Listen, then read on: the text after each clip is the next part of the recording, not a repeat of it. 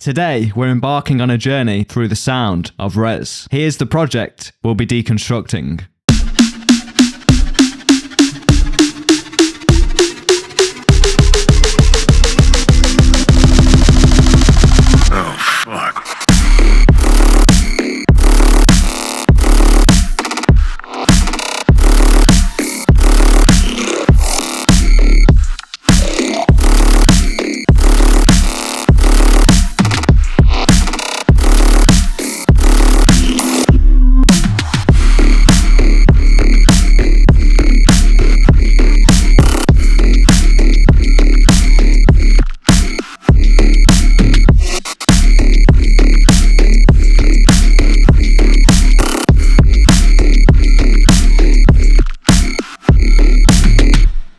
All of these sounds, as well as many more, are from my Rezz sample library, available on Samples by Vanity. This project is also accessible to all my Audio Alchemist and Sonic Sculptor patrons. Let's kick things off with the bass group. Here's how it sounds.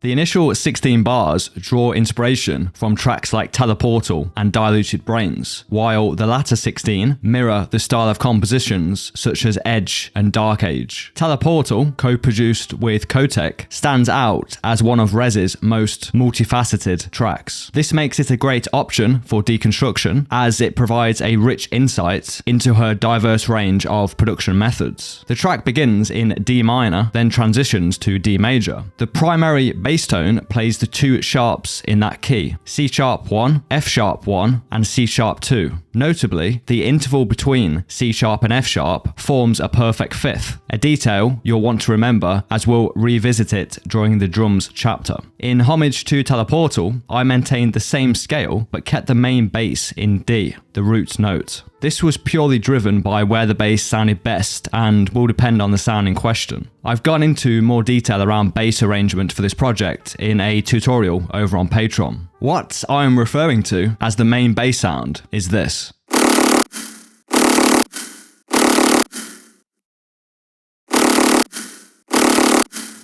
The sound comes from Massive and sounds like this before processing.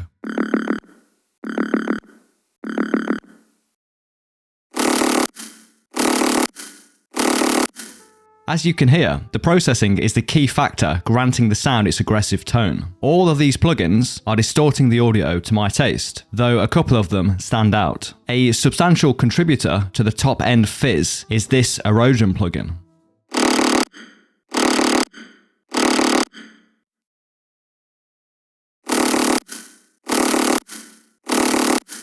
Hot on its heels, and to my mind, still reigning supreme among distortion plugins, we have iZotope's Trash.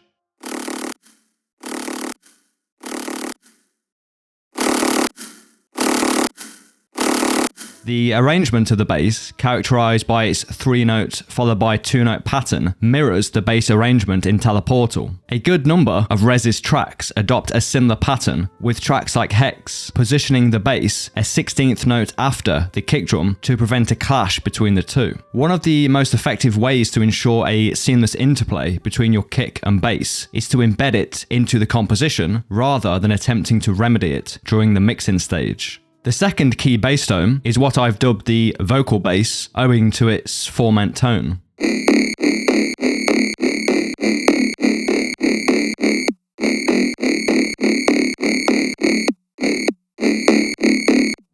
This bass was my personal spin on Rezz's bass from Edge, which, per her production livestream, she crafted in Massive. Inspired by this, I created the main bass in Massive, but went with Serum for this one, knowing how I could generate it there. It's remarkably simple, starting with 2 saw waves, detuned with unison. LFO 1 is then assigned to this low-pass filter, which introduces the movement. The vocal quality stems exclusively from this distortion effect set to downsample.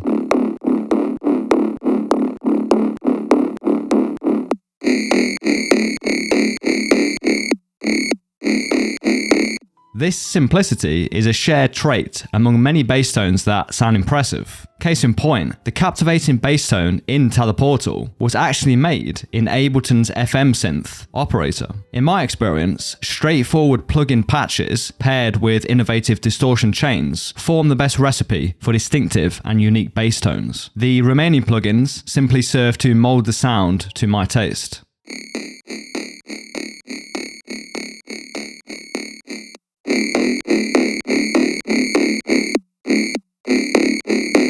Moving on, the next group of sounds are compiled in a drum rack and encompass all of the fills playing in between the main and vocal bass.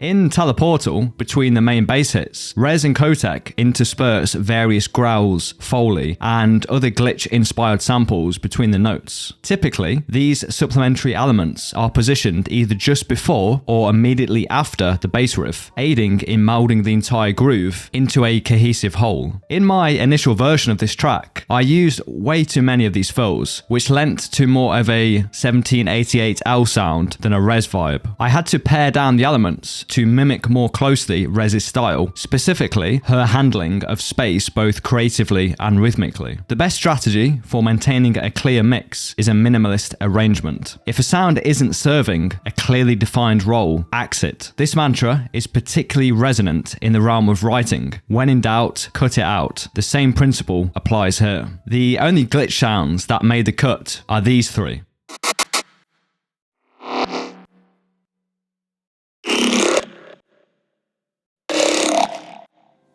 This one appears long, but if I toggle the automation, you'll see that only a minute sweep at the end is audible. In Kotek's video breakdown of some of the sounds used in Teleportal, he mentions the use of Native Instruments' Kinetic Metal library for some of the Foley sounds. Motivated by this, I ventured down the same path. If you do the same, be sure to have both the link and motion features activated, and then record a few minutes of toying with the library and exploring some of the presets. You might be surprised at what you find. I then found a couple of interesting sections and arranged them to mesh with the bass groove. The last sound that ushers in the groove is a section chopped from a loop within the Mutant Blasters glitch fills pack by Futurephonic. If we count the fills collectively, we have merely 4 sounds, though it might sound like more on the first encounter. On first listen, tracks like Hex seem teeming with sounds, but when you dissect it bar by bar, you find that many of the sounds are recycled or slightly adjusted, establishing a sense of variation entwined with familiarity. The second 16-bar pattern features all the same sounds as the first, but uses the vocal bass as the consistent sound, with the others playing supporting roles as fills. This style of arrangement resonates more with Rezz's earlier tracks, such as Edge and Dark Age.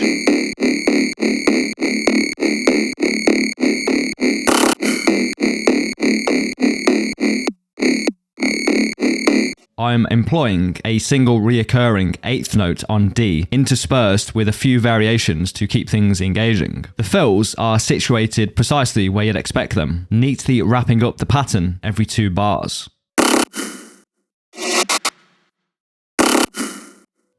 The final element to tackle in this bass chapter is the processing on the group bus. Here's how the chain looks. Worthy of spotlight is the LFO tool, which is responsible for sidechaining my bass to the kick drum. This technique was showed by Rezz during that production livestream I referenced earlier. The LFO tool is selected for its ability to shape the sidechain around the kick drum, enabling it to blend more effectively with the bass. The harmony between the kick and the bass is crucial in this style of music, as they need to gel perfectly. A handy trick I employ, a gem picked up from David Glenn, ensures this harmony. Drop an EQ on the master channel and dial in a low pass filter around 20 Hz. Then gradually increase the cutoff to open up the filter to approximately 150 Hz and make a mental note of what you're hearing. How are the kick drum and sub bass interacting? Gauge this against industry mixes for a comparative assessment of your composition. For instance, throughout my analysis,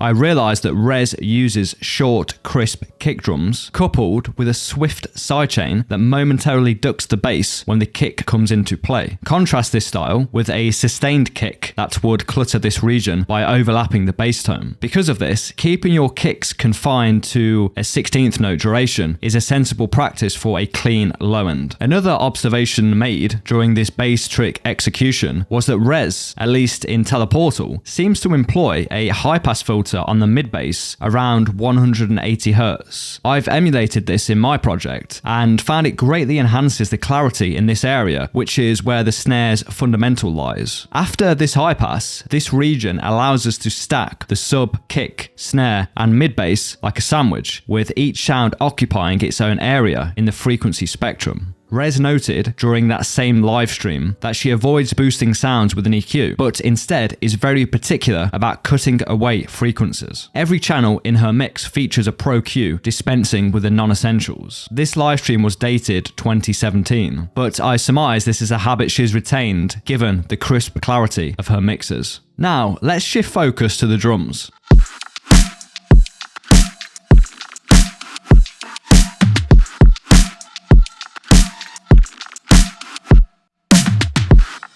Here are only the kick and snare drum, both from the Rezz sample library.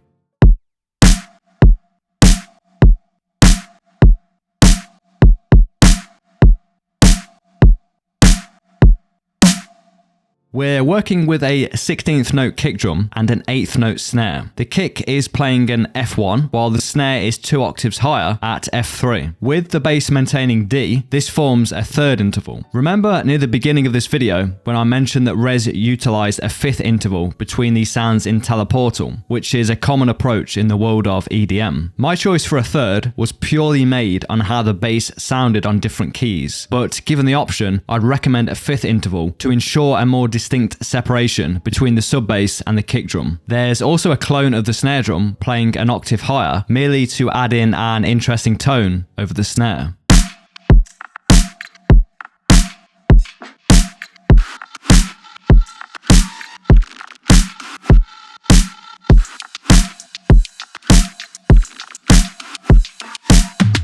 These two elements share a group with saturation and transient shaping applied. An intriguing characteristic of Rezz's drum patterns is that despite the simplicity of the kick and snare drum pattern, she infuses a lot of Foley and glitch sounds to keep things interesting. Inspired by this, I created a drum rack filled with sounds recorded from around my house, kicking off with some matchsticks, followed by me brushing a scrubbing brush over a metallic surface, various cups and jars from the kitchen, a crunching sound produced by a log, or more of a twig, I guess.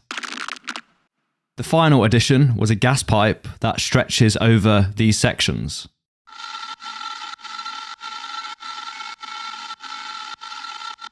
You might notice that these don't resemble the original sounds, which is due to the use of this OTT, followed by a trash 2 for the distortion. If I bypass the plugins,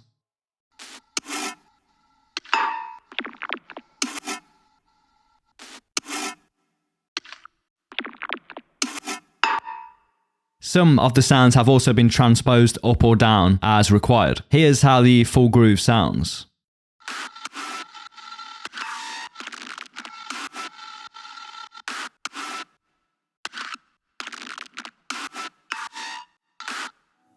All of these Foley sounds, and loads more, are included in the Rezz library. Following these sounds, I discovered a sample that I wanted to take a few parts from. I chopped them out and rearranged them to align with the Foley rack. I've also got a micro shift here, which is spreading the sound out across the stereo spectrum. Rezz noted in the livestream that she finds nothing wrong with using loops, going on to explain how she used a bunch of bass sounds from various sample packs in Purple Gusher. I then assembled an assortment of hats, rides, and a crash cymbal from the Rezz pack, panned to mirror an acoustic drum kit's layout. I noticed a pattern in tracks like Edge, where Rezz would cycle between a hi-hat and ride pattern for 2 bars, then a noise sound that would shift around, revert back to the hats, then back to the noise, and repeat the sequence. I sought to mimic this pattern, alternating between 2 bars of hats and a ride, and then 2 bars of the gas pipe Foley sound.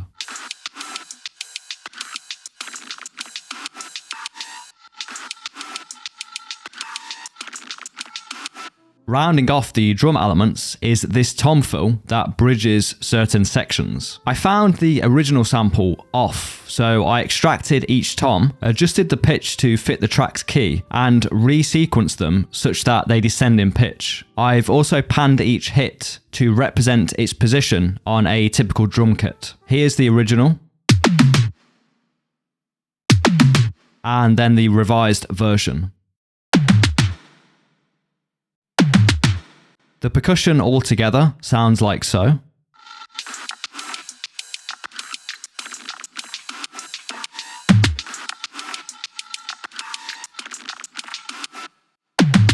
The percussion converges on a group channel, which features a myriad of plugins that eliminate redundant elements and deploy some glue compression to unite everything together. I've implemented a stereo imager that broadens the higher frequencies, and the LFO tool, which is sidechaining the percussion to the kick drum. Here's an A/B of this plugin chain.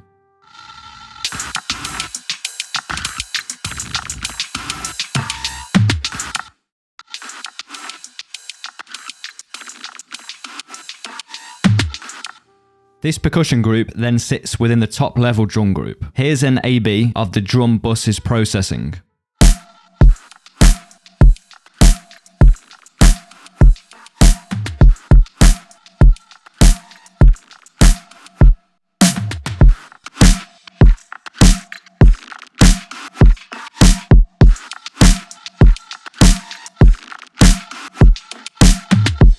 The sub-bass is a layered serum patch consisting of a sine and saw wave. There's a low-pass filter at 130 Hz, and once again a sidechain to the kick drum using the LFO tool. The sub-bass only plays under the main bass sound, with the exception of the beginning and end of this section where I've doubled it up.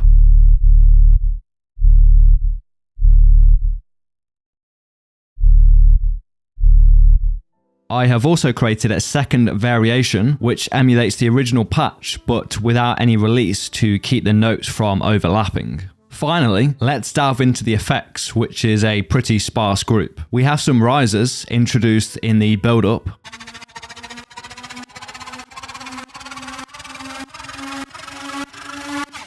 There's also this riser that was resampled from the Kinetic Metal library. The drop is bolstered by downlifter effects. Sprinkled in are a couple of reverse crashes that facilitate transitions between sections. And Johnny Silverhand stages a cameo with a pre-drop vocal. Oh, fuck. Oh, this is cool too. Let me show you this delay. I've got Timeless performing the actual delay, but Little Altar Boy is pitch shifting each vocal repetition down. I've also automated the volume to ramp up the delay level, making it faintly discernible over the drop. As for group processing, it incorporates a high pass that kicks in post-vocal, glue compression, and the LFO tool for sidechaining. For the sends, I'm leveraging the Valhalla vintage verb, complemented by an EQ that cuts the lows below 150 Hz, then again at 200 Hz, but only on the side information. This is followed by the sidechain plugin again. I've opted to keep the main two bass sounds dry to place them at the front of the mix. Every other element, excluding the kick and the sub, features varying levels of reverb adjusted accordingly to how proximate or distant I desired them to appear. A tip I picked up from Julia Borelli is to visualize your mix like you're placing all of the elements on a table and deciding which must come to the front, go to the back, or be placed toward the sides. Lastly, the delay send mirrors the exact configuration of the processing that I just showed you on the reverb. Now, for this track to fit the signature sound of Rezz, there were certain mix targets I made after analysing her music. Using Teleportal for reference, the kick and sub bass sit around -30 dB, with the highs of the track sitting around a similar level, but tapering down to -45 decibels, commencing around 10 kHz. These form sturdy frequency targets to aim for, providing a balanced blend of lows and highs. There's also a noticeable dip in the 500 Hz region, which imparts an M shape to the frequency spectrum of the entire track. With regard to loudness, Teleportal has around a -6 decibel RMS level, sustained by a crest factor of 5. All of these values are post-mastering benchmarks, so you'll want to make sure you gain match with the reference before comparing. Beyond my personal mastering practices, which I've covered for this track over on Patreon, the most substantial alteration I implemented was an influx of mids, approximately around 1500 Hz, and some high-end around 15 kHz to mirror Rezz's mixes. I found that mine were significantly lacking in these regions. These values will always be contingent upon the track, but using reference tracks is the best technique I found to improve your mixes. I hope that this tutorial gave you some ideas on how to approach music in the style of Rezz. If you're interested in further enhancing your production skills, you can gain access to additional content like exclusive tutorials that I don't release anywhere else, extended sections from this very tutorial, and much more on my Patreon. I hope to see you there. Thank you for your viewership, attention, and support. Until next time. Oh, fuck.